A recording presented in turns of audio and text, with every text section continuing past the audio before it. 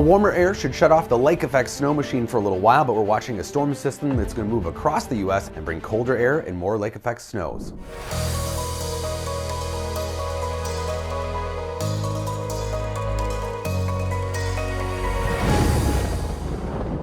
So we have a big storm system here in the Pacific, just south of the Aleutians in Alaska. This big spin here is going to be the weather maker across the U.S. over the coming days. It's going to really progress here and merge with another wave to create rain and snow for much of the central and eastern U.S. Some significant moisture, in fact. So you can see that spin here. This is the upper levels of the atmosphere, vorticity, and that will be translating across the Pacific Northwest and then become this elongated wave that's going to create a huge area of moisture from the south all the way through the Northeast.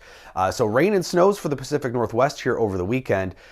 Not a significant event by their standards. And then moving eastward, a wide area of snow will develop across North Dakota, northern Minnesota, the Great Lakes. And then at the same time, we'll start to see that moisture fill in with another wave coming in here. More rain for the southeast, snows for the Ohio River Valley, and lake effect snows developing once again as cold air behind that main storm system blows across the Great Lakes, which continue to be at record warm levels. In total, huge area of significant moisture for the southeast, also in the Pacific Northwest, and then much of this is a big swath of heavy snow across southern Canada and the northern states here, or the northern parts of the northern states. But we're talking several inches of rainfall from New Orleans through Atlanta here over the course of the next several days. This is Friday to Friday, so 7-day totals, and then significant moisture as well in the mid-Atlantic, at least a couple of inches of rainfall for many areas like Washington, D.C. and through Virginia.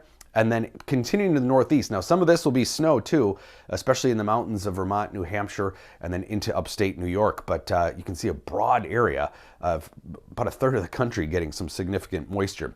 Snowfall-wise, at least several inches across parts of northern Minnesota with that system Sunday night into Monday. European model, though, and some of the other models are hinting at potentially some higher amounts. European model painting maybe as much as 10 inches of snow across parts of northern Minnesota and into far northeastern Minnesota. And then we will start to see that snow, as I mentioned, really develop across the Great Lakes as colder air moves in. This weekend, we've got warm air pushing in across the Great Lakes, 30s and 40s for temperatures. So that will put a stop to lake effect snows. The water temperatures are in the 40s and low 50s for the most part, but cold air coming in behind that storm system next week. Strong northwest winds blowing across all of the Great Lakes will be starting to crank back up the lake effect snow machine. So they get about a several day break here, but places like Buffalo, New York, Erie, Pennsylvania, Houghton, Michigan, Sault Ste. Marie, we'll be dealing with more snowfall. It's going to be really adding up here. Again, starting in the UP of Michigan, and then that will translate across the rest of the Great Lakes here as that cold air blows. And you can see those pockets of heavy snow, 1 to 2 feet of lake effect snows in some of the higher spots, and then additional snowfall into New Hampshire and Vermont that will not be, of course, the lake effect variety. But things will continue to whiten up here across the northern parts of the states and the Great Lakes with that storm system impacting much of the country next week.